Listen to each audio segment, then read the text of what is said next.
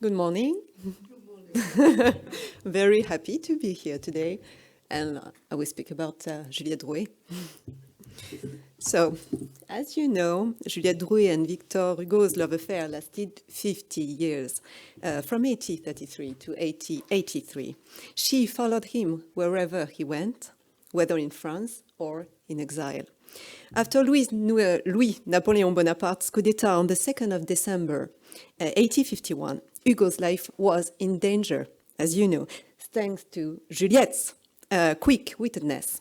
He fled to Brussels, where she soon joined him with his trunk full of manuscripts. Their stay in Brussels lasted a few months, after which their exile began. First in Guernsey, that charming but rainy country, and then from 1855 to 1870 to their dear little Guernsey. Almost 20 years of life on an island between land and sea. Hugo's fascination with the ocean was soon to be matched by Juliette's, echoed in her letters. For Hugo, as for Juliette, exile on an island meant, first of all, beyond cultural adaptation, a new territory with which they must become acquainted, a particular maritime space and geography. Juliette's letters thus present island life in its most concrete dimensions. She depicts her first encounter with the Channel Islands in 1852 in the form of an adventure story filled with unpleasant incidents and unexpected expenses. I took my courage in both hands this evening, my sweet beloved, to complete this blessed count of francs, sous, and shillings that I am dragging on railroads and steamers, on railways and steamboats, from Brussels to Jersey. But how is one to get one's bearings in this deluge of shillings for the port entrance, for the weight of luggage, for embarkation, for customs, for the boat, for this, for that, for nothing, for crooks of every rank and kind, for the administration and for the navy? This contradiction of my expenditure book with your information seems so extraordinary to me that I am completely dazed. Yeah. But as soon as her chaotic move was over, Juliette led a very simple and discreet life in Jersey as well as in Guernsey, going out very little and showing herself as seldom as possible with a great man. From then on, careful to choose sea view accommodations, she enjoyed observing, often with her spyglass to see better and further, what was going on beneath her windows, which she set up as a belvedere. She thus took pleasure in contemplating the scenes of island life, such as the small flotillas of fishermen lining the shore in Guernsey, or the harvesting of goemon in Jersey. Men, women, children, old people all hurry to fill their carts, their wheelbarrows, their baskets, their cabas. It's a harvester's and reaper's activity that lacks only a touch of French gaiety to be utterly charming. She writes. She also enjoyed watching every boat that thrust past her windows, its cigar in its mouth. The incessant, noisy comings and goings of steamboats and packets punctuated their daily lives and those of the islanders, awaiting their mail and visitors. Victor Hugo, in particular, would always be expecting important news from his friends and relatives on the continent in order to continue his battles and maintain his influence. However, of all the things Juliette could observe from her windows, she found that the launching of new ships was the most entertaining, and she would describe the ceremonies taking place alongside the launching maneuvers, the crowning of bows with flowers, the repeated ovations and cheers from the crowd on the shore, the rigging. Juliette was also the privileged witness of events that would attract crowds and curious onlookers, the towing of beached and wrecked boats, which she used as an opportunity to show herself in his en abîme process, watching the crowd, watching a ship vanquished by the ocean. For example, on the occasion of the sinking of the merchant ship Louise, a large sloop grounded in the port of Guernsey in 1872, whose crew was fortunately rescued At low tide, she noted the public's fascination with maritime disasters in Guernsey. I have just been looking through my spyglass at the large ship towered into the harbour yesterday. One can judge the interest that these accidents inspired to sailors by the half motionless and half steering crowd watching this poor ship lost at sea. Moreover, she shared this fascination with Hugo, so that even when she had not attended the event herself, she would sometimes act as an improvised news reporter in her letters to him, knowing full well that he recorded everything in his notebooks and diaries and drew inspiration from these notes for his works and his drawings. For example, in 1873, the Gazette, Juliette, informed its readership, Hugo, of the sinking and rescue of the Waverley, a steamer sailing from Southampton to Guernsey. Once again, she mocks the curiosity and the idleness of certain islanders. Later on, around noon, Go came to tell me that between St. Peter Port and St. Sampson, a packet was in sight in distress on a rock, and at the same time, very close by, another packet rescuing it. I sent Suzanne to tell you right away, thinking that this could not fail to interest you, as the rescue of a ship full of passengers is always very perilous. I'm told they have succeeded completely, and that they even hope to save the boat, which was pinned on a rock at high tide. These details were given to me by the citoyen Gore, who makes a point of seeking out the news des Visu and des Auditus, and his strolling comrades, who were the first to point out the distress flag. Furthermore, Juliette sometimes enjoyed spending long hours contemplating the boundless horizon. While in Guernsey, for instance, from Hauteville Ferry, which Hugo called a seabird's nest with immensity as its horizon, she would observe the blazing sunrises and indulge in reverie. The overcast weather on Guernsey at the moment shines charmingly on Sark. It is pretty and grand appearance makes it look like a fairy island from this distance. Here she echoes an expression that Hugo has used in 1852 as he first saw the island, a sort of fairy castle. As Juliette was an early riser, she would also regularly mention the cannon shot fired from Castle Cornet every morning at sunrise between 6 and 7. In 1865, she coined a highly original expression to greet Hugo, referring to this cannon shot. Boom, jour. This is the way the sun makes its entrance in this country. I answer it with the formula, do come in while I finish reading the scribbling of that other son of mine. Victor Hugo was to reuse this lovely phrase directly in The Toilers of the Sea. Finally, Juliette's favorite site from what she called in Guernsey a lookout, with a highly variable spelling. At La Fallue, then at Hauteville Ferry, was Hugo's house, Hauteville House. For example, she would wait for him to hang a white handkerchief on his balcony, the torchon radieux, or radiant rag. The expression is found in Choses écrites à Créteil, to let her know he's awake, and was delighted in communicating with him from a distance. She would amuse herself by tracking to attract his attention and spying on him, a pleasure not entirely guilty, since she was allowed to do so, and which was sometimes also an erotic moment when he performed his naked cold water ablutions every morning, wearing his big Adam uniform, she writes, on his balcony. Through her excursions and walks with a great man, Juliette also explored every nook and cranny of the island's geography, which Hugo echoed in his notebooks and diaries. Their favorite place in Jersey was the little port of Goree, where they liked to have lunch and where Hugo had at one time considered settling before renting a marine terrace near Saint-Hélier, the capital, as the request of the two Adèles who preferred a livelier atmosphere. This was hardly to Juliette's taste, as this letter shows. A plague on Saint-Hélier ciders that gave preference to the Havre des Pas over Goree, It must be lovely at this time of year. The sea is full and the sun is shining like spring. Really, dear little Toto, you were weak not to resist the deluded infatuation your ladies had for the pleasures of the capital of Jersey. In Guernsey, as of 1857, their chasse aux vieux coffres, hunt for old chests, would take them all over the island, which they turned into a huge flea market, while Hugo fancied himself as a decorator or an architect.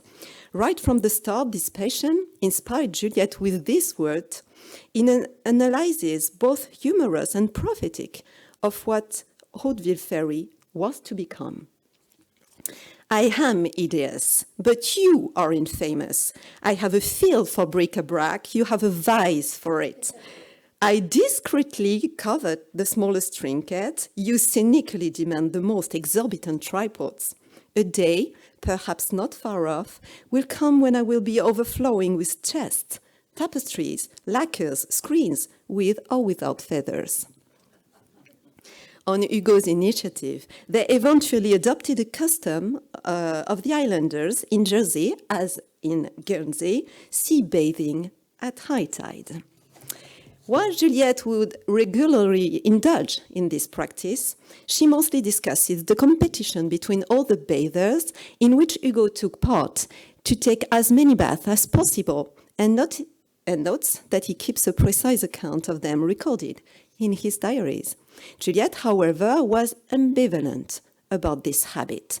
She was indeed well aware of the therapeutic benefits of what she called this good bath, in English in her letters, this drop of health, as it would cure rheumatism, sciatica, insomnia, lips, eyes, everything. Juliette nevertheless deplored the fact that Hugo would swim in all weathers, reproaching him for pushing the cult of sea bathing far beyond caution and reason. For she feared he would catch a cold or have an accident during his nautical bravado and his perilous swims, especially when the sea was rough. Thus, she resented his boasting and childishness. As for her, she would not bathe when she was feeling too unwell or when she was having a period. She would use it as an opportunity to, once again, mock, using a French expression, the lack of distractions on an island where the smallest incident was already an event. Here is something that will make you laugh. The British are landed. It's for the periods. General Sea Bathing Block.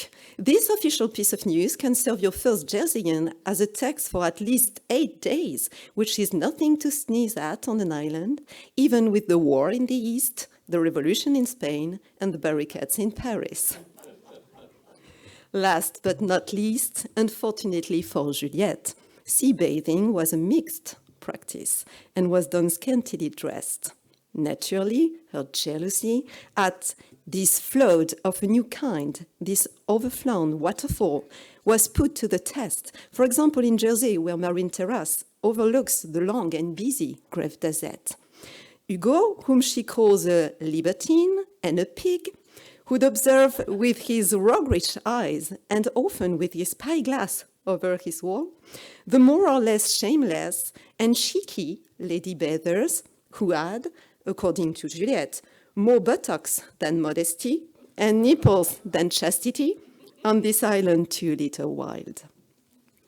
And so her humorous tone could hardly conceal her bitterness, as she described the phenomenon in flowery terms and puns, using maritime metaphors in a delightful fashion for today's reader. For instance, I have already scoured the beach with my eyes and searched the rocks with my spyglass to see if you're already at your observation post or steering among the dabbling female tritons who were no more than the suit of a stingray. But I didn't catch sight of you. But while I can't see you with my eyes, I uncover you with my jealousy, which is just as well, and that's enough for me to wish you lots of old nudity, more or less rancid baits and more bearded chins than birdless buttocks. Now go on, drive your boat wherever you like, look at the back of every figure you come across. I don't give a toss. I no longer care for you. You see, my dear little bastard, I turn my back on your nautical pleasures, also as not to interfere with your aquatic investigations. Keep quiet, lest I really discover your fishy business. There results a very vaudevillian feel for the readers, imagining Juliette tracking Hugo with her spyglass, while he is himself trying to hide from her and tracking women on the beach with his own spyglass. As you can see, Juliette, who was as fond of jokes as Hugo, took the sea as her lexical playground and regularly proposed about all subjects, homophonic sea-related puns, revisited expressions, personifications, which are unfortunately very difficult to translate in English. The second aspect of the ocean in Juliette's duel letters is its terrifying side. The sea is at once an enemy, a tyrant, a formidable obstacle, or danger. For her, the ocean was first of all synonymous with discomfort, as she bore sailing very badly, dreading the jolt of the sea, in her words, the resulting ferocious seasickness. So even though she would always look forward to her trips with Hugo, she dreaded the crossings, worrying days ahead and harping on her cowardice. She would dread the return journey just as much, remembering it weeks later with disgust and goosebumps. Here it is what she finally concluded. No matter how mild the weather or how merciful Mr. Ocean is inclined to be, I would rather be in my bed than on his back. No offense intended. But even more than a promise of discomfort, the sea ocean represented a danger for Juliette. This was the case, first of all, on a geopolitical level, with regard to territorial boundaries, as borders and customs were synonymous with potential arrests for Hugo, the proscribed, as well as those supporting him. Juliette tells of certain incidents, such as in Guernsey in 1852, when the owner of Marine Terrace, Thomas Rose, a ship owner providing steamship links with Saint-Malo, was suspected by the imperial police of helping to bring copies of Napoleon le Petit to the French port. As Juliette is frightened at the thought of a poor, honest man being punished for his patriotism, this illustrates the anxiety that prevailed around the shipping lanes and the constant vigilance imposed on those who had fled or resisted in the early days of exile, especially. Another example, she received a letter from a friend advising Hugo to be extremely cautious in the face of Louis Napoleon Bonaparte's wrath. Juliette echoes the advice. You will also see that we are not without worries about your stay in Jersey and that we fear you going out to sea, where borders are very easy to cross and very difficult to prove. I fully agree with those who recommend caution, for it would be too stupid to fall prey to that filthy imperial swine. In short, better to be deprived of Alderney, Sark, and other caskets than to be sent to rot below decks. Juliette was also well aware of the dangers of the weather threatening ships at sea, and those of the ocean polymorphous immensity and unpredictable power. She thus particularly dreaded shipwrecks due to the wind, storms, fogs, and reefs surrounding the islands. She worried about Hugo's family's regular comings and goings, about her own family, about the friends and guests of all kinds. But naturally, the main subject of her concerns was Hugo himself, whenever he took the sea. For example, one of his trips inspired her, after a political indignation, a poetic invocation in the following letter: "My heart will be your ship's compass, my breath the wind that will drive it into port, my caresses and kisses the soft roll that will cradle you during the outward and return journey of this perilous voyage. But Juliette would also show concern about strangers.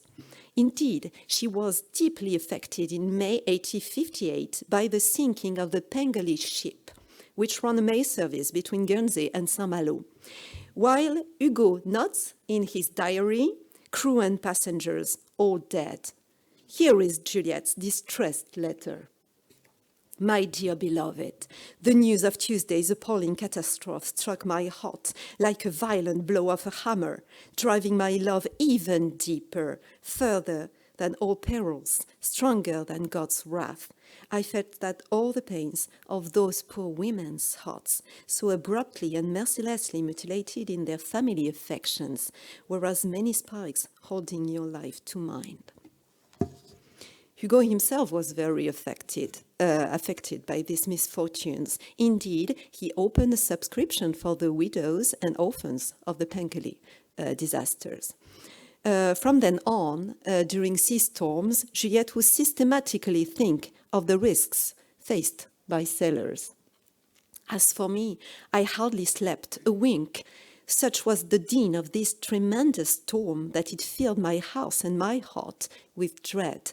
I thought of the poor sailors in distress, and the wake of all their shipwrecks was leaving traces on my soul. My nerves are still so agitated that I can't hold my pen, and the words I'm writing hurt my head as if I were tearing them off piece by piece. Finally, for Juliette, island exile was not only an opportunity to rediscover a certain freedom close to nature in a simple, peaceful life, but Jersey, and especially Guernsey, in the middle of the ocean, became the privileged place for the fulfillment of her love with Victor Hugo. Juliette, like Hugo, recall she was from Brittany, was always fond of the beauty and of the greatness of nature, of which the ocean was, in her eyes, the most tumultuous representative.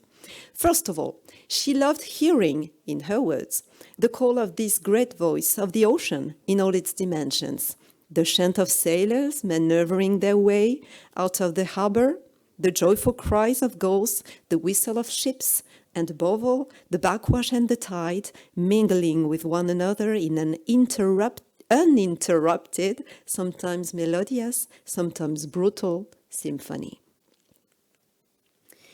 The sea makes an incredible racket. Its voice seems to be competing with that of the hurricane. It's beautiful but also frightening when you think of the consequences of these formidable duets, she writes. She would also relish the admirable spectacle of the sea, its powerful and sublime beauty in all seasons, and the wildness of that brave ocean and its furious fury, at once beautiful and sinister, prodigious and terrible. These are her words. During the strongest storms, she would watch with reverent awe the sea entering through the palisades and throwing itself violently into them, or the waves which leap over the quay at the height of her window, finally penetrating and flooding her room. And here, what she concludes: it's a sight you can't get enough of, whether lying down, sitting or standing up, under the stars, in the sun, or in the wind. As for me, if I had any sense, I wouldn't do anything else all day except watch this great sea rise and fall, so capricious and so varied in its monotony. Moreover, her keenness for nature's changes influenced her spirits, and she would often rely on the ocean as a metaphorical material illustrating her state of mind, in particular when it came to describing all the aspects of her love affair. For instance, she was remarkably creative in varying amorous phrases. Here is a short anthology. Hello phrases. Hello in spite of wind and tide. Hello at sea or on land. Hello swimming coupe, breaststroke, backstroke, shark, fin drill, or rather walking with your feet or riding a seahorse. Loving qualifiers. My dear little seal, porpoise, triton, sea bass. Love formulas. I adore you under full sail. I love you overboard. My heart is always turned towards you like the needle towards the pole. Concluding words. I kiss you as many times as there are grains of sand on the grave desert and drops of water in the ocean. I kiss you to the port side and to starboard. I kiss you flying the flag. Juliette also drew parallels between the changes of the ocean and those of her feelings, depending on the state of their relationship. When she's happy, for example, I don't know if you're up and enjoying, as I am, this beautiful sea running in the sun with a soft, caressing sound like a prayer or like thanks. It's been a long time since I've seen it so calm and happy. Seeing it so limpid, so soft and so graceful, one would really think that it was feeling the happiness of being penetrated and warmed by the sun, absolutely like when your gaze warms my soul. If I look outwards, I see the ocean, and if I look inwards, I see love and happiness everywhere.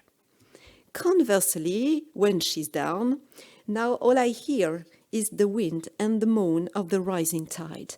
I am sad, worried, and unhappy. My heart is full of anguish and uncertainty. More generally, she closely connected the characteristics of the ocean to those of her love, writing, for instance, that the same tides of love bring the same floats of expression, the same waves of words, or that. Oops, sorry, I forgot to show this to you. This is the new one. I have in my heart another ocean even more immense than and as agitated as the one I am looking at from here.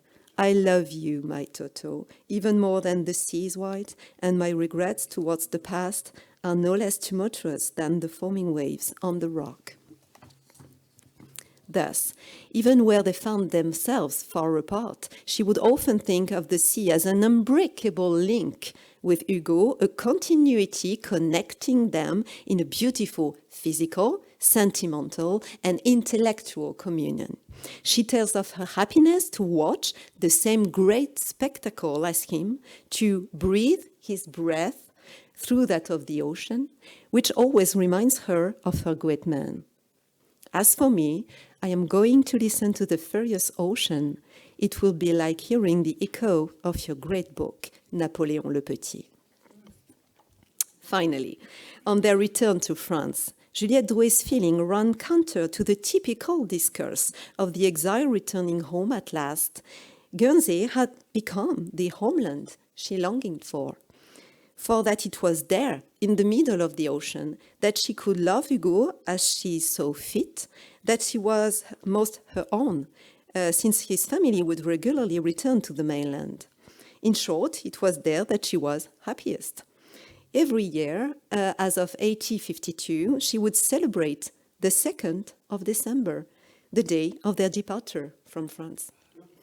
Juliette would therefore always look forward to their trips back to Guernsey, that little oasis, their little lost paradise, this Eden of the sea, she writes, about which she would always remain nostalgic. Above all, she would long for her peaceful life, far from the hustle and bustle of big cities, and her healthy life. I am not, no, it's not this. Okay. I am not accustomed to living locked in, as opposed to Guernsey's open ocean, which I would breathe deeply all year round. She would also miss the delightful safety they enjoyed when the great exile was physically and poetically invulnerable. In her letters, Guernsey thus turned, with particularly telling metaphors, into their lifeboat or their Noah's Ark, each time Hugo was under a new threat. In the end, for Juliette, Guernsey was also the place where her great man reached the acme of his talent and poetic mission. You stand taller and you shine brighter there than anywhere else. This rock is the Sinai of your genius, and the new tablets of the law he has written there will be more civilizing and do more good for mankind than all those of all the Moseses of the past. Hugo, too, was convinced of this, writing in a paradoxical tribute to Louis-Napoleon Bonaparte. More and more, I found that exile is good. For the last 3 years, apart from the art, I have felt on the true summit of life.